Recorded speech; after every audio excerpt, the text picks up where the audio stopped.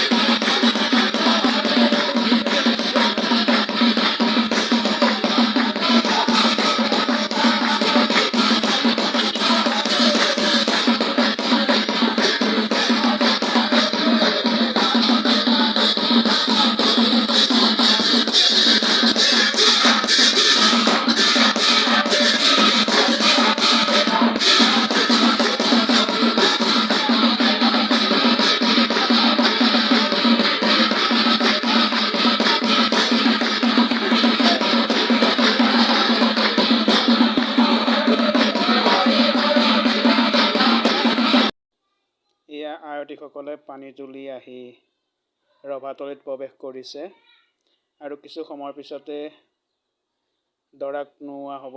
এয়া দৰা আহিছে, দৰাক গা ধুওৱা হ'ব আজি মাহ হালধিৰে। গতিকে এয়া দৰাক লৈ যোৱা হৈছে আয়তীসকলে। আৰু এয়া কিছু অতিথি আপোনালোকক দেখুৱাইছোঁ বিয়াত উপস্থিত থকা। এয়া দৰাক নীতি নিয়মৰ মাজেৰে আয়তীসকলে এয়া নোৱন্ধন কৰাইছে, প্ৰদক্ষিণ কৰাইছে।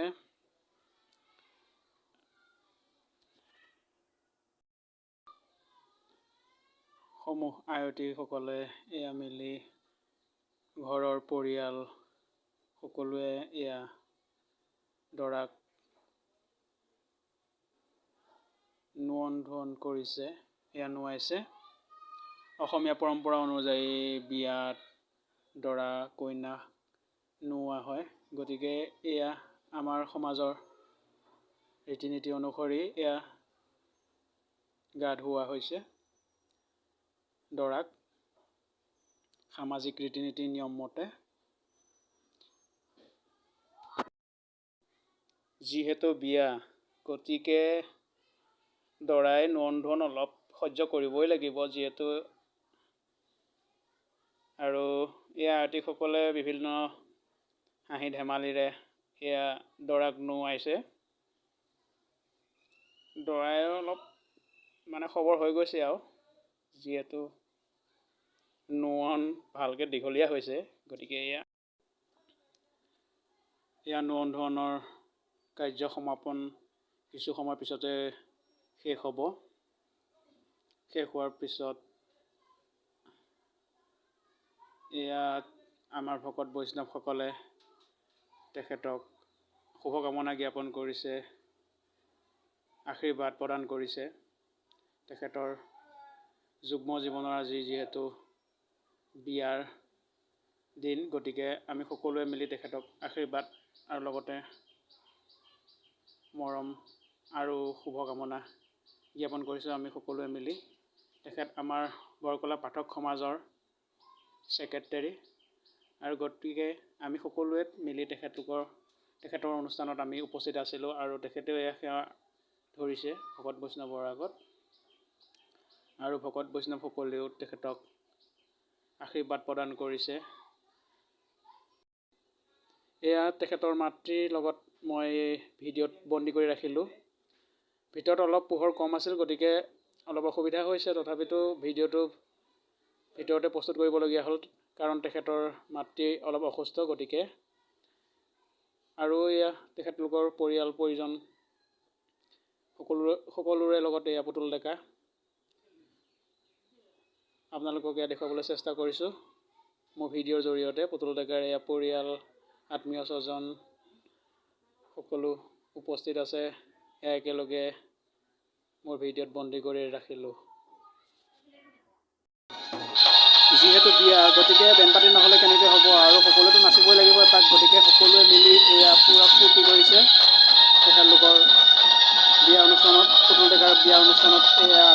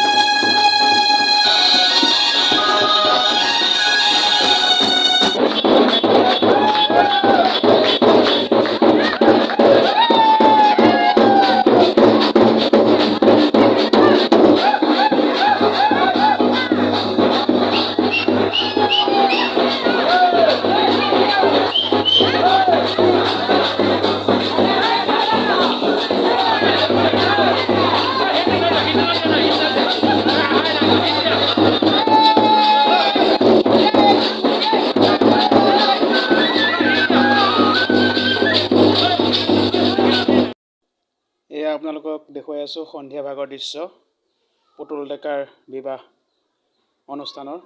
এয়া সখীৰ লগত এইবাৰ নোৱাব সন্ধিয়া। এয়া সখীৰ লগত নোৱাৰ দৃশ্য আপোনালোকক দেখুৱাইছোঁ সন্ধিয়াৰ ভাগত। যিহেতু কইনা আনিব যাব লাগিব, গতিকে গা পা ধুই যাব লাগিব, গতিকে এয়া আপোনাৰ নোৱা হৈছে আয়তীসকলে। এয়া সখীৰ লগত গা ধুওৱাৰ দৃশ্য, নোৱাৰ দৃশ্য আপোনালোকক দেখুৱাইছোঁ সন্ধিয়া ভাগৰ। যিহেতু কইনা আনিবলৈ যাব লাগিব অলপ সময় পিছতে। বহাগৰ মাহ কাৰণে ইমান চিন্তা নাই, কিন্তু যদি মাঘৰ মাহ হোৱা হয় তেনেহ'লে ঠাণ্ডা দিন হোৱা হয়তো অৱস্থা শোচনীয় হ'ল হয়। এয়া সখীৰ লগত ফটো একপিয়ে মই ৰাখিলোঁ ভিডিঅ'। এয়া কইনা ঘৰ পোৱাৰ দৃশ্য। এয়া কইনা ঘৰ গৈ পাইছে আৰু গাড়ীৰ পৰা নামিছে দৰা আৰু দৰা সখীয়েক, আৰু লগতে এয়া ছাতি ধৰা হৈছে। যিহেতু পৰম্পৰা আমাৰ সখীৰ লগত একেলগে যাব লাগিব ছোৱালী আনিবলৈ, গতিকে এয়া আগবাঢ়িছে কইনা আনিবলৈ। কইনা আনিবৰ কাৰণে এয়া কইনা গৃহলৈ প্ৰৱেশ কৰিছে দৰা আৰু সখী। এয়া দৰাক আদৰাৰ দৃশ্য কইনা ঘৰৰ পৰিৱেশ দেখুৱাবলৈ চেষ্টা কৰিছোঁ আপোনালোকক। এয়া কইনা ঘৰত এয়া আদৰণি জনাইছে দৰাক।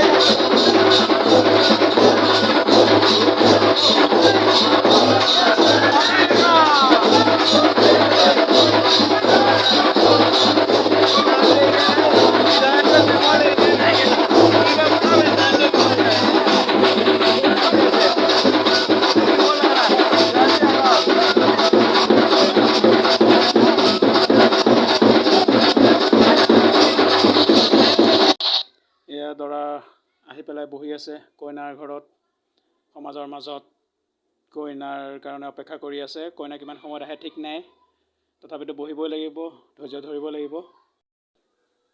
আৰু কিছু সময়ৰ পিছতে কইনা আহিব, তাৰপিছতে সামাজিক ৰীতি নীতি নিয়ম আৰম্ভ হ'ব।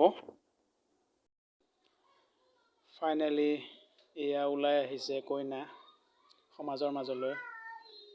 যিহেতু বিবাহ আৰু ইয়াৰ পিছতে সামাজিক ৰীতি নীতি নিয়মেৰে বিবাহ কাৰ্য সম্পন্ন হ'ব দৰা আৰু কইনাৰ মাজত। গতিকে আহক আপোনালোকক দেখুৱাইছোঁ। এয়া বিবাহৰ মাংগলিক কাম সম্পন্ন হৈ আছে দৰা কইনা পক্ষৰ মাজত, আৰু দৰা কইনাৰ মাজতে বহি আছে। এয়া কইনাই বৰমালা পিন্ধাইছে দৰাক। আমাৰ পৰম্পৰা অনুসৰি, অসমীয়া সমাজৰ পৰম্পৰা অনুসৰি এয়া বৰমালা পিন্ধাইছে ৰীতি নীতিৰ মাজেৰে সমাজৰ মাজত। আৰু এতিয়া দৰায়ো পিন্ধাইছে, এয়া কইনাক বৰমালা পিন্ধাইছে। এই মালা পিন্ধাৰ দৃশ্য আপোনালোকক দেখুৱাইছোঁ। আৰু এয়া সম্পূৰ্ণ ৰীতি নীতি হৈ গৈছে আৰু তেখেতলোকৰ বিবাহ কাৰ্য সম্পন্ন হৈছে। তেখেতলোকৰ বৈবাহিক জীৱন সুখময় হওক, আমি তাৰে কামনা কৰিলোঁ। আৰু শেষত এয়া দৰাৰ সখী আৰু এইকেইজন টোপনিত লাল কাল, যিহেতু ৰাতি ৩টা বাজি গ'ল আৰু ৩টা বজাৰ পিছত সখীৰ এয়া ভোজন আপোনালোকক দেখুৱাইছোঁ। পূৰা ভোজন কৰিছে সখীয়ে, যিহেতু বিয়া বুলি হয়তো ৰীতি নীতিমতে খাবলৈ পোৱা নাছিলে, এয়া পূৰা খাৱন দিছে, আপোনালোকে দেখুৱাইছোঁ শেষত। আৰু শেষত বৈবাহিক ৰীতি নীতিৰ মাজেৰে বান্ধ খাই এয়া দৰাই কইনাক নিজৰ গৃহলৈ আনিছে। আৰু এয়া নিজৰ গৃহত উপস্থিত হৈ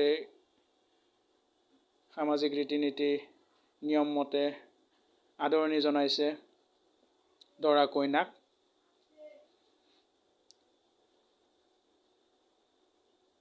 এই বৈবাহিক অনুষ্ঠানৰ আজি ভিডিঅ' প্ৰস্তুত কৰিলোঁ পুতুল ডেকাৰ।